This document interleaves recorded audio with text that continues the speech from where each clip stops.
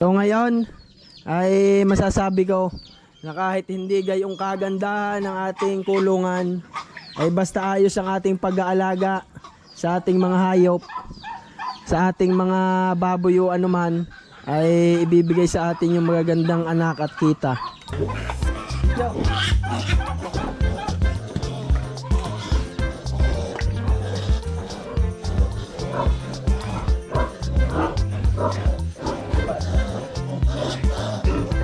Ayan mga kabayan, magandang umaga sa inyo.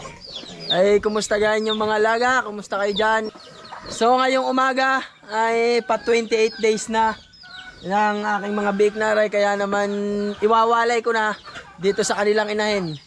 So bago namin din iwalay ito, ay binibigyan din namin ng vitamins para maging okay sila pag nandoon na sila sa kanilang kulungan.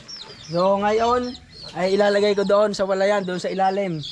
Malalaki na rin, matatakaw na. Kaya kailangan ng iwalay, pero talaga namang pang 28 days ay nagwawalay na ng mga biik. Yan ang aming kulungan. Pinagtagpi-tagping kawayan.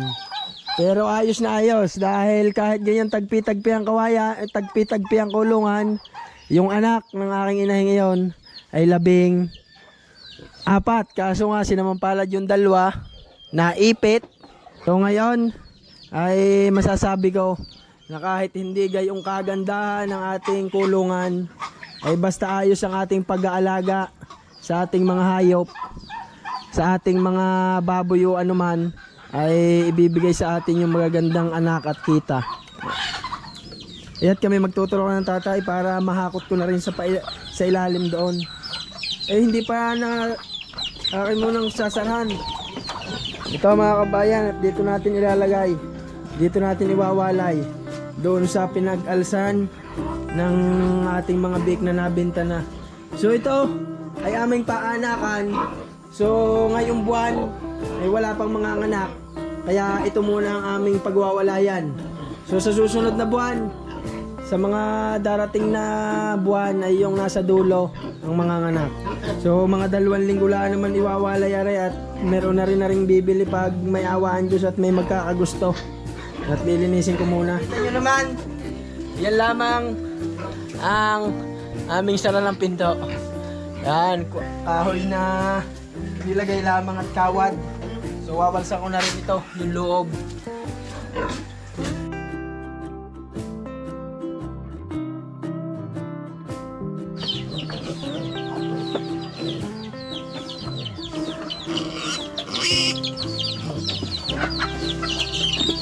Ayan, tinuturo ka na. Dadalhin ko na ito doon sa ilalim. Ayan.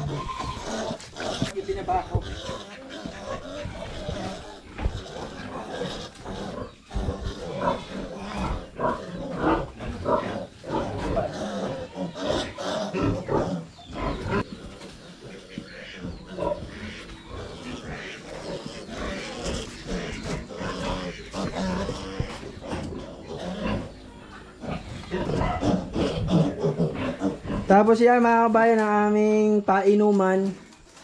Yan yung timbang binutas na nilagyan natin ng paututan para hindi mawawala ng tubig, tsaka para malinis ang kanilang maiinom.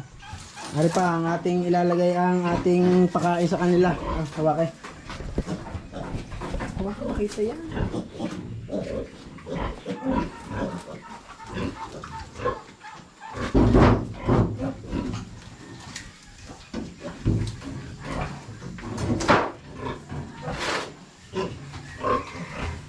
Bigyan natin ang pakain. Yan, matatakaw na.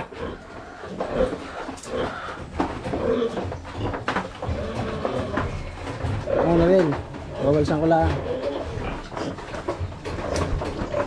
Tapos ito, lalagyan din natin ng plastic matting para meron silang tulugan. Okay. Bakit ang pahaba niya? Pag nagtagayan gaya, hindi naman niya nahiga ng hindi kumpul.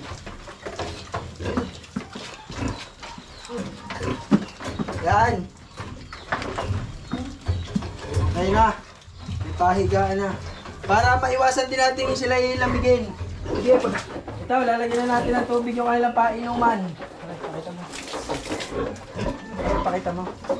Kita? Ha?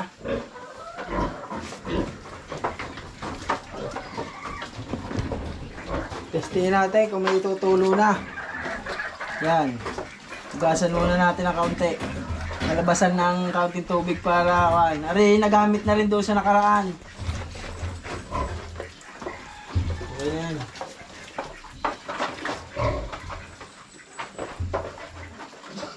At yung pa nga, kami bago rin magwalay ay nabili na agad din kami ng gamot sa mga biik dahil reserba. Kung sakali magtatae, so minsan naman talaga yung nagtatae yung bagong walay na biik. Pag nagtae ay di nilalagyan na lang namin agad ng gamot para maagapan. Para hindi kumupis ang kanilang katawan pag gayong nagtatae nga. So nakabili na ako kahapon ng powder.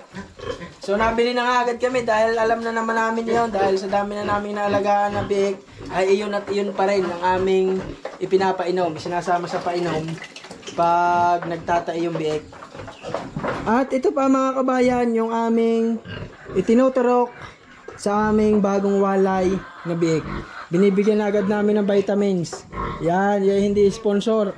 Ipinakita ko lamang sa inyo para magkaroon din kayo ng idea yung sa mga ituturok nyo kung sakali na susundan nyo ang aming mga diskarte sa pag-aalaga ng baboy.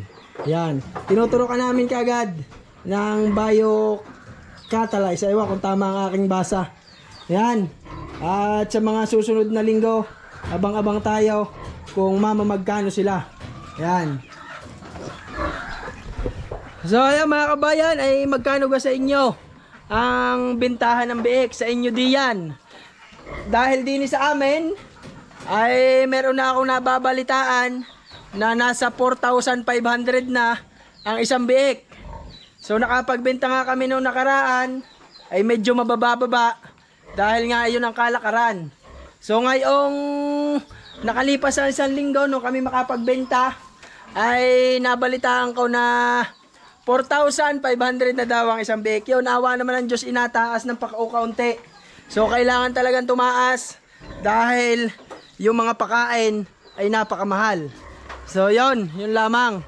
At pag gayon nga na 4,500 ang isang biik, ay di siguro na may kikitain tayong kaunti na pangbili uli ng pakain ng ating mga baboy na ito. Yan yung partner ko at malalaki na. Yan, napakalalaki na. So magtuloy-tuloy lang kayo ng paglaki para mabenta na kayo sa mga susunod na buwan. Yun lamang. Ay diyot, ang kambing ay nangungulit pa. Hey! Yan, abangan nyo ang sunod na video ko. Nabenta na yung kulay puting kambing na yun. Napakaganda noon.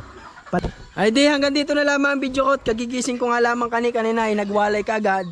Ngayon naman ay magpapakain na ng mga inahing baboy at noong partner na iyon. Ay di yun. Maraming salamat. Shout out sa inyong lahat. Bye bye.